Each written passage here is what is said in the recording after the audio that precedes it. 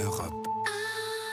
L'économie, Emmanuel Dutheil, Harley-Davidson va donc délocaliser une partie de sa production hors des États-Unis. C'est le résultat de la guerre commerciale lancée par Donald Trump. Le président américain, vous en souvenez peut-être, a décidé de relever les taxes sur l'acier et l'aluminium exportés aux États-Unis. Ça touche bien sûr les Européens. En rétorsion, ils ont donc décidé de taxer de nombreux produits américains comme les jeans Levi's, des marques de whisky et donc les célèbres Harley-Davidson.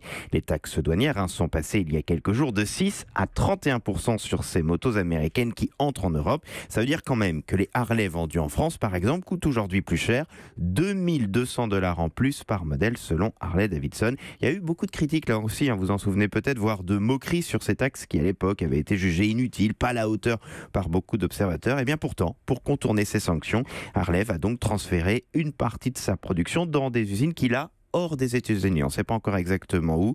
Donald Trump, lui, s'est dit surpris par cette décision. J'ai bataillé dur pour eux et au bout du compte, ils ne paieront pas de droits de douane vers l'Europe. Les taxes douanières ne sont qu'un prétexte. Soyez patients, a affirmé hier soir le président américain. L'Europe est un gros marché, dites-moi, pour Harley ? Oui, c'est son deuxième marché. 40 000 motos vendues l'an dernier. C'est-à-dire que une Harley sur 6 vendue dans le monde l'est en Europe. Difficile de s'en priver, surtout que les ventes d'Harley-Davidson ne sont pas en grande forme pour le moment et c'est vraiment pas très facile pour eux. La marque américaine a de plus en plus de concurrents sur le segment des gros cylindrés. Elle a du mal aussi à convaincre les jeunes générations. C'est pour cela qu'elle-même mise aujourd'hui sur l'électrique. La France, si vous vous posez la question, et je suis sûr que vous vous la posez, est un petit marché pour Harley. L'an dernier, 8386 Harley se sont écoulés chez nous, ce qui fait qu'Harley est le 6e constructeur, loin derrière Yamaha, Honda et BMW.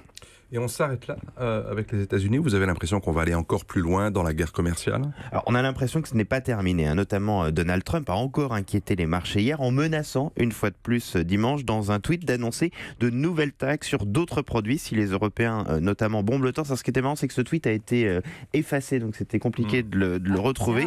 Il a souligné que tous les pays plaçant des barrières douanières artificielles et des tarifs sur les biens importés devaient s'attendre à plus que des mesures de représailles similaires de la part des États-Unis. Je cite le tweet, dans l'œil du viseur, les exportations d'automobiles. Et ça, ce serait un drame pour les Allemands.